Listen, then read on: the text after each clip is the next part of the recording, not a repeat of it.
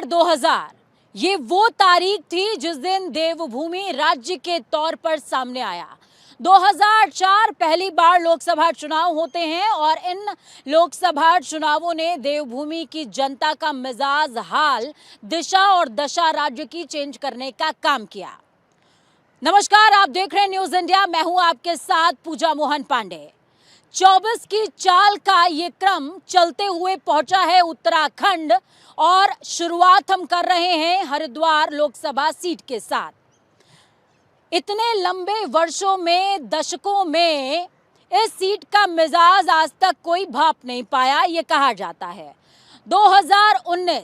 2019 में यहां से पूर्व मुख्यमंत्री रमेश पोखरियाल निशंक जीतते हैं और इस तरह जीतते हैं कि उनको केंद्र की सरकार में भी तवज्जो मिलती है।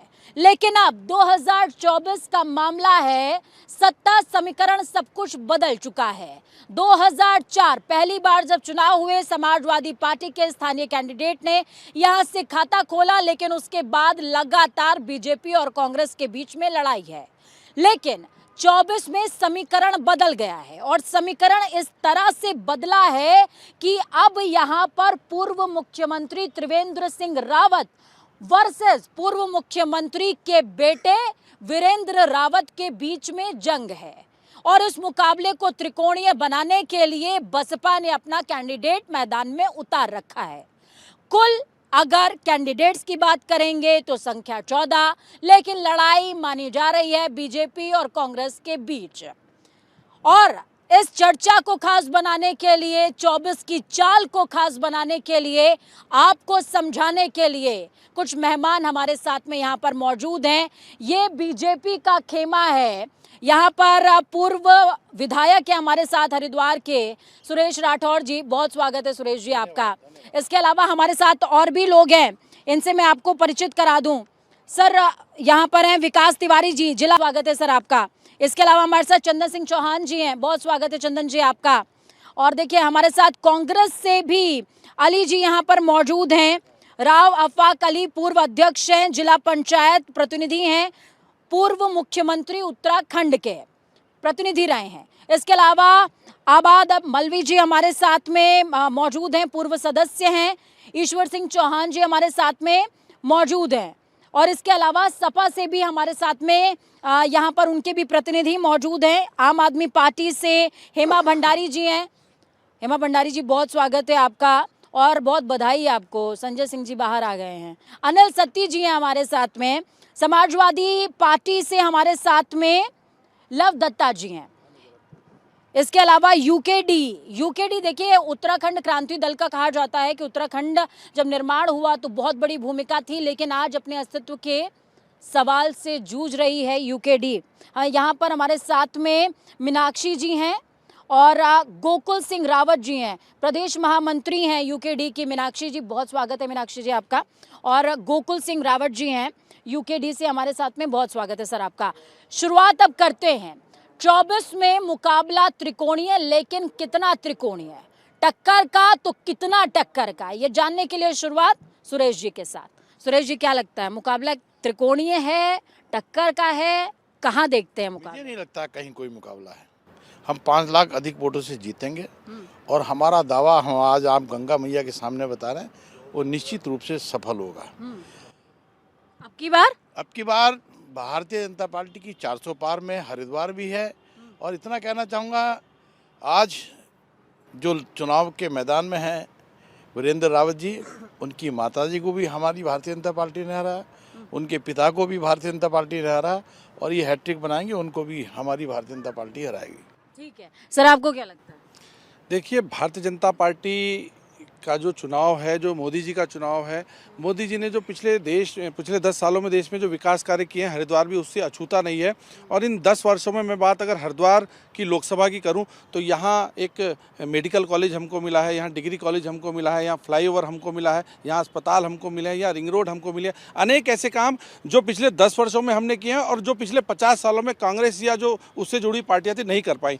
तो मेनली हम विकास के एजेंडे को लेकर के जनता के बीच हैं। और जैसा आपने कहा है कि अब की बार 5 लाख पार, तो हरिद्वार लोकसभा भी उससे अछूती नहीं रहेगी। लगभग 5 लाख से ज़्यादा वोटों से हम इस सीट को जीतने जा रहे हैं। ठीक है, सीट को ये तो जीतने जा रहे हैं, फिर आप क्या करने जा रहे हैं सर? देखिए, एनडीए कह रहा है 400 पार, जनता कह रही है मोदी जी 400 हार। अब कितना अंतर है? तो 400 जनता कह रही 400 हार, ये कह रहे 400 पार। हमारा सौभाग्य है कि हम ऐसे मुल्क में, हिंदुस्तान में पैदा हुए जहाँ पर लगभग 140 करोड़ में से 110 या 15 करोड़ हिंदू समाज के लोग हैं। वो हमारे बड़े भाई हैं, मैं मुस्लिम हूँ, हम छोटे भाई हैं, बड़े भाई हैं। लेकिन हिंदुत्व का नारा देते देते भारतीय जनता पार्टी का जन्म हुआ और आज अंत होने जा रहा है। आज भी 25% हिंदू जो है मोदी जी हिंदुत्व के नारे पे इकट्ठा नहीं कर पाए, 22% ही उनको अब तक मिला। बाकी यहाँ का हिंदुस्तान का जो सनातन धर्मी हिंदू है, गंगा मैया में विश्वास रखने वाला, केदार बद्री में विश्वास करने वाला, वो सेकुलर है। लेकिन दिक्कत ये आ रही है कि वो इंडिया गठबंधन जैसे हमारा बना, कहीं केजरीवाल जी के साथ ये जो रीजनल पार्टी जैसे हमारे ये मैडम बता रही थे, कहीं सपा के साथ, कहीं बसपा, कहीं कांग्रेस के साथ, इसलिए जो है थोड़ा सा ही वोट बिखर रहा। अब हमारा जो इंडिया गठबंधन बना है ये उत्तराखंड की 5 लोकसभा सीटों के साथ भारत में सरकार बनाएगा राहुल गांधी जी के नेतृत्व में। चलिए, आम आदमी पार्टी लगातार संघर्ष कर रही है अपना अस्तित्व, अपनी जड़ें जमाने के लिए, केंद्र में भी कर रही है, राज्यवार भी कर रही है। क्या लगता है कब तक वनवास रहेगा?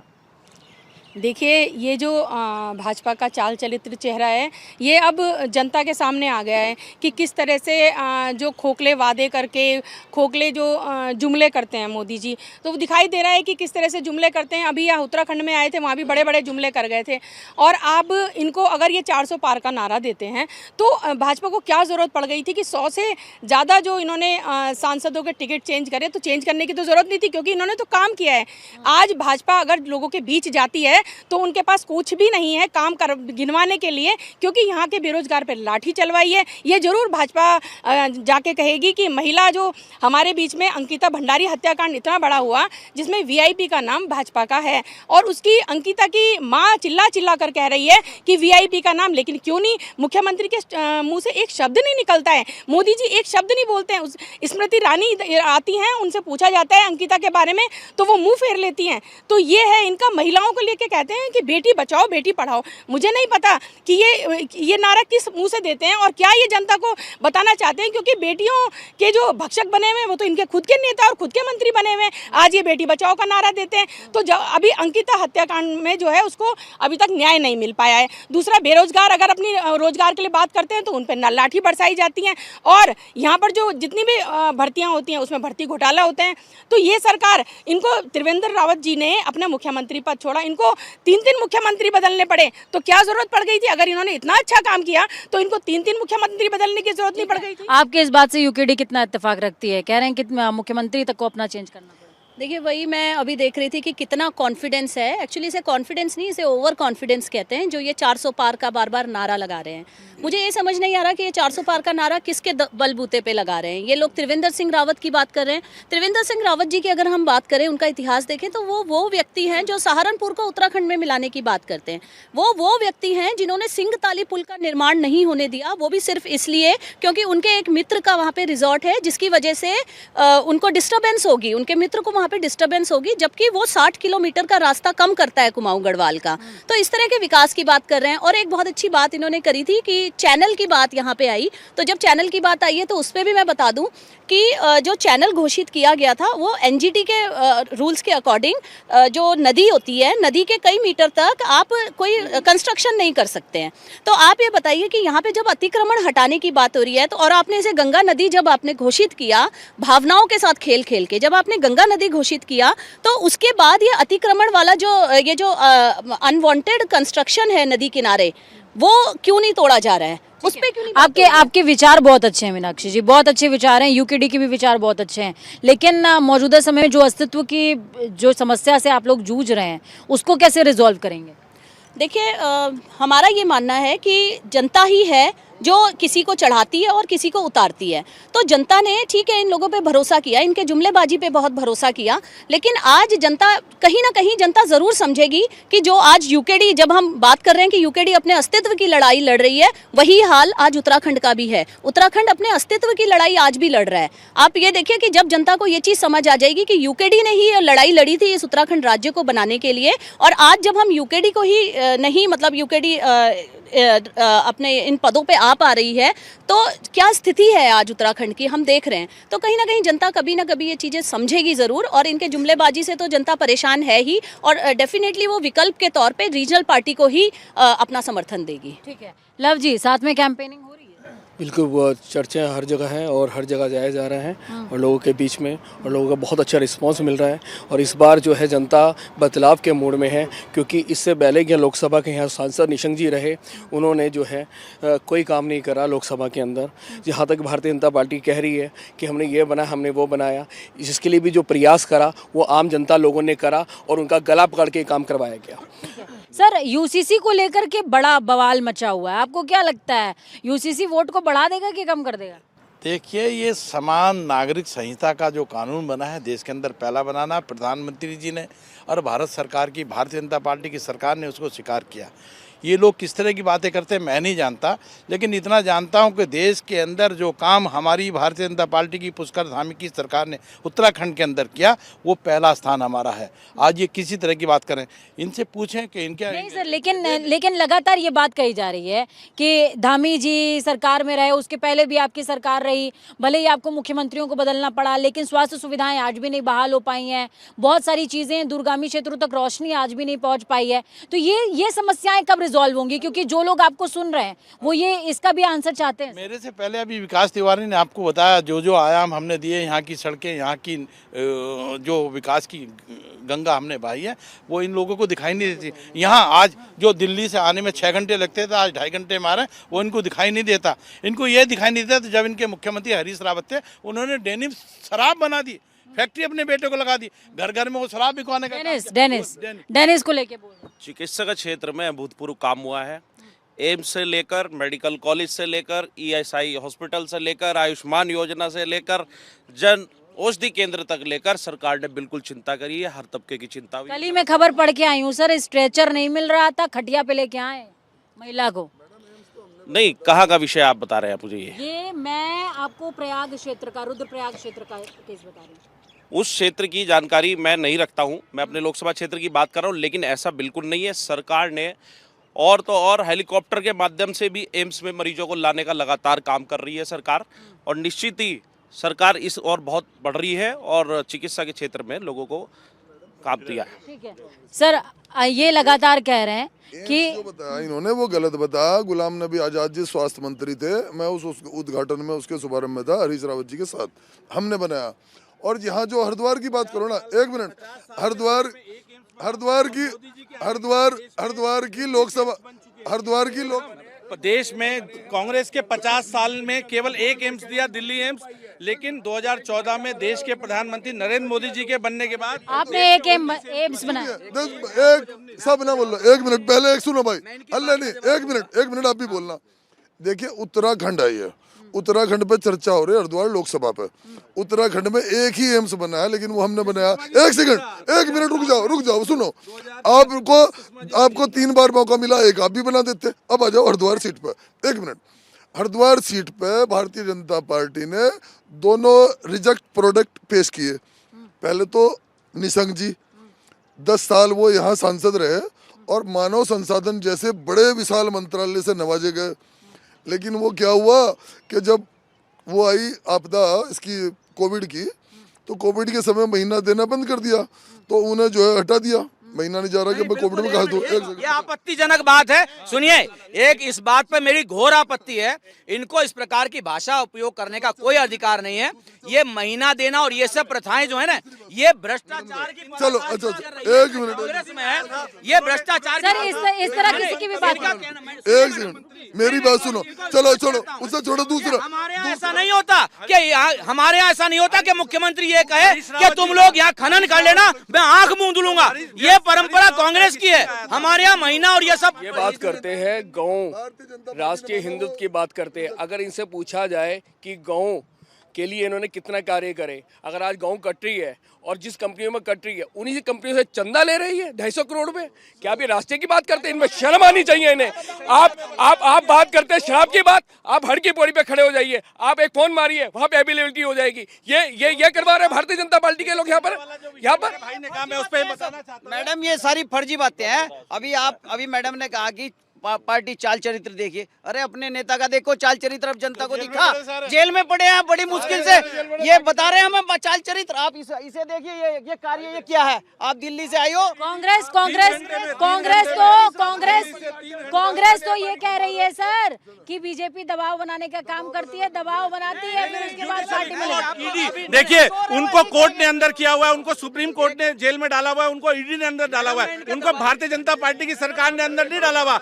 आज अगर संजय सिंह की जमानत हुई है तो वो जुडियल जो प्रोडिक्शन है उसके के अंदर अगर आप देखेंगे भारतीय जनता पार्टी के अराजकता का माहौल फैला रखा है इन्होंने गुंडागर्दी फैला के ईडीएम के माध्यम से ये लोगों को जिलील करते हैं, उन्हें बंद करते हैं और बंद करने के बाद उनसे पैसा लेते हैं, बॉन्ड के नाम पे पैसा लेते हैं। आज अगर भारत के अंदर सबसे बड़ा घपला है हमारे युवाओं पे जो लाठियां बरसाई गई, बेरोजगार युवाओं पे लाठियां बरसाई गई।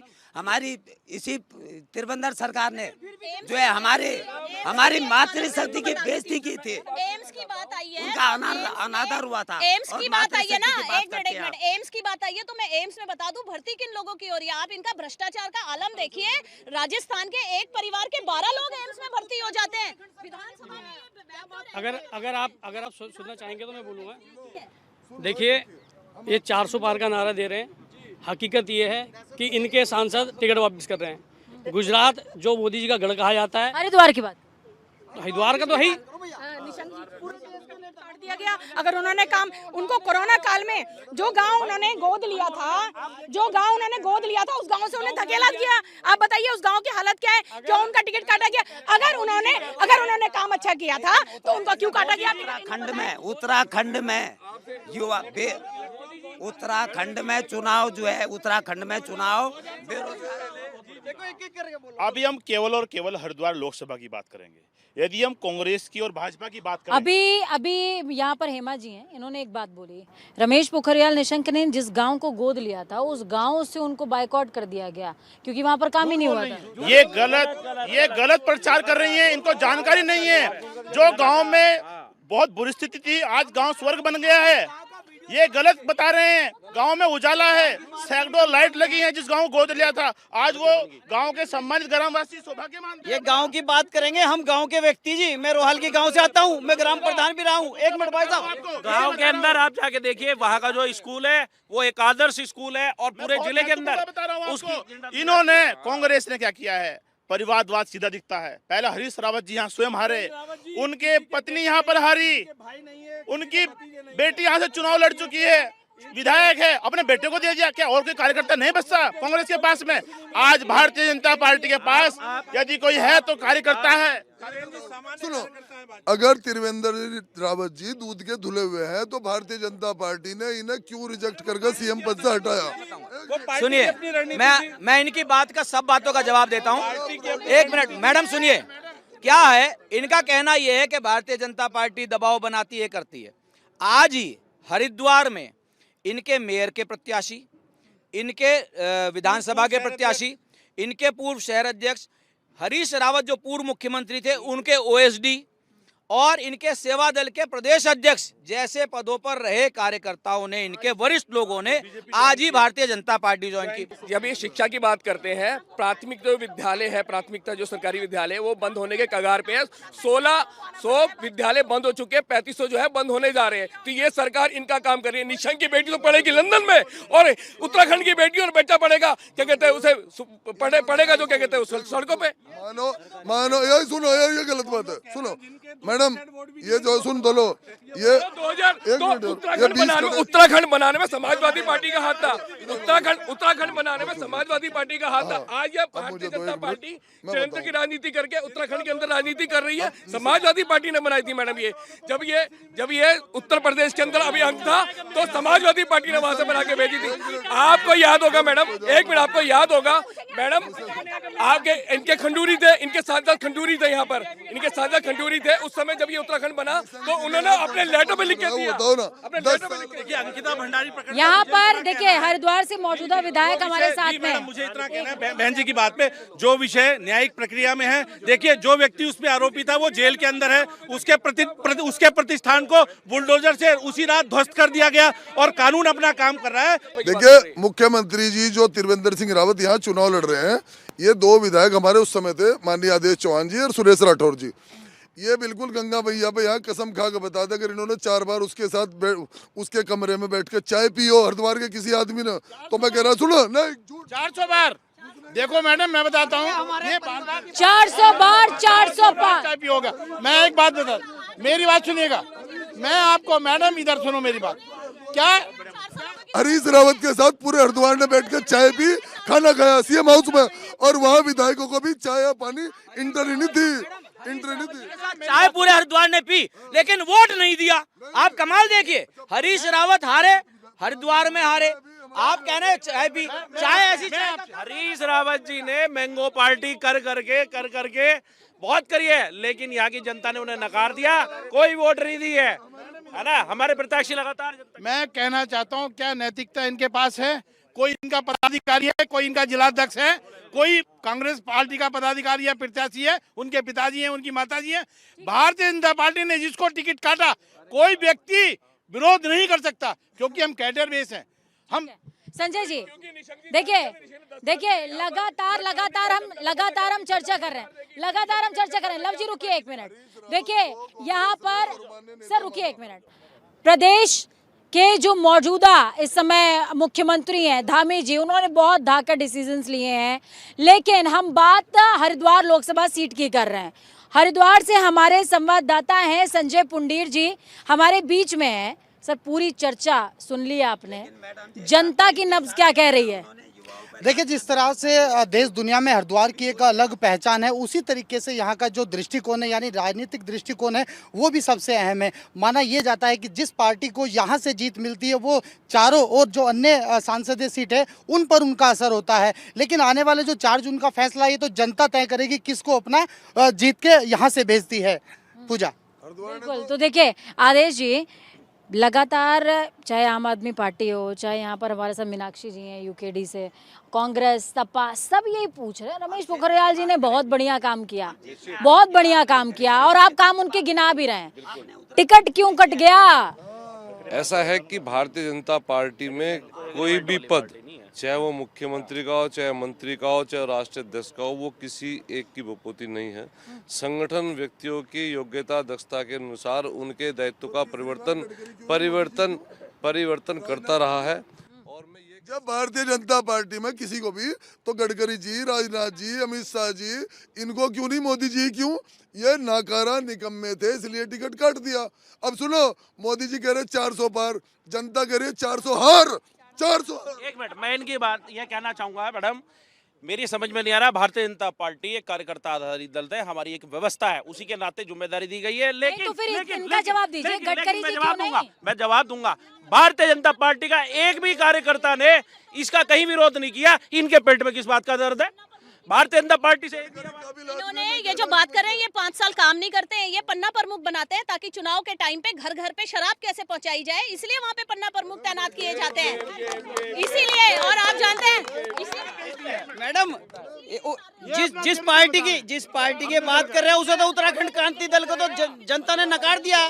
कोई कार्यकर्ता, इनके पास तो कार्यकर्ता ही नहीं है। सर कार्यकर्ता ना होता तो यहाँ पर खड़ा ना हो। नहीं, हमारे पास में बूथ स्तर तक कार्यकर्ता है। और मैं आपको बता देना चाहता हूँ, देश ने मन बना लिया है, देश को में प्रधानमंत्री मोदी जी बन गए। चंदा दो धंधा लो, ये नारा है भाजपा का, उसके अलावा कुछ नहीं है। और आज उत्तराखंड की जनता इनको जवाब जरूर देगी, क्योंकि जिस तरह से ये बेरोजगार इनके खिलाफ है, महिलाएं इनके खिलाफ है, महिला विरोधी सरकार है, किसान विरोधी सरकार है, युवा। एक बात का मुझे जवाब चाहिए, एक बात का जवाब मुझे चाहिए, एक बात का जवाब चाहिए कांग्रेस से। कांग्रेस से शराब घोटाला में जेल में पड़े, एंड में जा रहे हैं। एक बात का जवाब, कांग्रेस के ऊपर लगातार परिवारवाद का आरोप लगता है, हरीश रावत फिर वीरेंद्र रावत, क्यों सर? देखिए एक बात सुनो, पहले तो मैं आपको बता दूं, अटल, यार सुनो भाई, अपने आदमी नहीं सुनने दे, अटल बिहारी, मैं यार सुनो, मैडम, भारतीय जनता पार्टी के अटल बिहारी वाजपेयी बहुत ईमानदार थे, मैं उनको प्रणाम करता हूँ। गडकरी जी और राजनाथ जी बहुत अच्छे व्यक्ति हैं, और इनसे अमित शाह से और मोदी जी से काबिल है गडकरी जी, मैं गंगा मैया के तट पे कह रहा हूँ, बहुत अच्छे हैं। लेकिन हरीश रावत जी का यहाँ उत्तराखंड में विकल्प नहीं, कोई भी पार्टी, कोई भी नेता उनसे जो है बड़ा नहीं है, सब उनके चेले चपाटे। हरीश रावत को खड़ा कर देते वीरेंद्र रावत। वो हरीश रावत ने अपने युवाओं पर दांव लगाया, गणेश गोदियाल और प्रकाश जोशी, नहीं प्रकाश जोशी उनकी पत्नी है, वो स्वयं है, उनके बेटे। सुनो, अब का हरीश रावत ने चारों युवाओं को दिया, वीरेंद्र रावत, प्रकाश जोशी और गणेश गोदियाल। ठीक है, कांग्रेस का कहना है कि युवाओं को दिया है मौका, बीजेपी कह रही है रमेश पोखरियाल निशंक को बड़ी जिम्मेदारी दी जा सकती है, और शक्ति और सत्ता किसी की बपौती नहीं है, टिकट हम शफल कर देते हैं और जनता बीजेपी के काम से खुश है, इसलिए हमको वोट जरूर देगी। दूसरी तरफ यूकेडीए आम आदमी पार्टी है, वो लगातार हमलावर नजर आ रहे हैं, तो मुकाबला बहुत दिलचस्प होने वाला है। 24 की चाल का ये क्रम लगातार जारी रहेगा, बने रहिए न्यूज़ इंडिया के साथ।